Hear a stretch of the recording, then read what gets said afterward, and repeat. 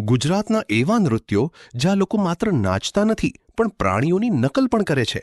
તૈયાર છો પાર્ટ 3 માટે? ચલો મિત્રો, ચાલુ રાખીએ ગુજરાતના લોક નૃત્યોની સફર પાર્ટ 3. સૌથી પહેલા ડાંગી નૃત્યો. આદિવાસી લોકોની સંસ્કૃતિ અને રીત રસમ એકદમ અનોખી હોય છે.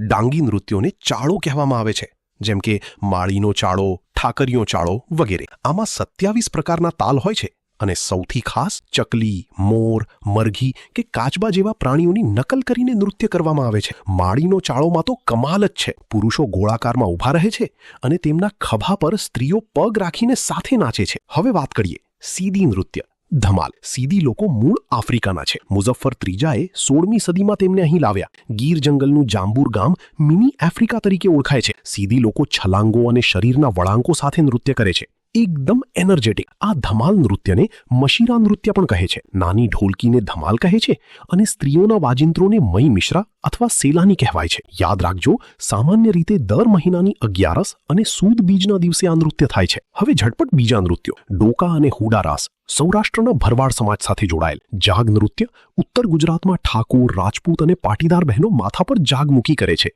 હાલી નૃત્ય સુરત અને તાપીના દુબળા આદિવાસીઓનું. આલેણી હાલેણી નૃત્ય આદિવાસી કન્યાઓનું ઋતુ નૃત્ય છોટા ઉદેપુરના તડવી સમાજ સાથે જોડાયેલ. ગુજરાતના નૃત્યોમાં કેટલી વિવિધતા છે અને દરેકમાં એક અનોખી ઓળખ. તમને કયું નૃત્ય સૌથી અજબ લાગ્યું? પ્રાણીઓની નકલ કરતું ડાંગી નૃત્ય કે છલાંગ ભરતું સીધી ધમાલ? કમેન્ટમાં જરૂર લખજો અને આવી જ રસપ્રદ માહિતી માટે જોડાયેલા રહો.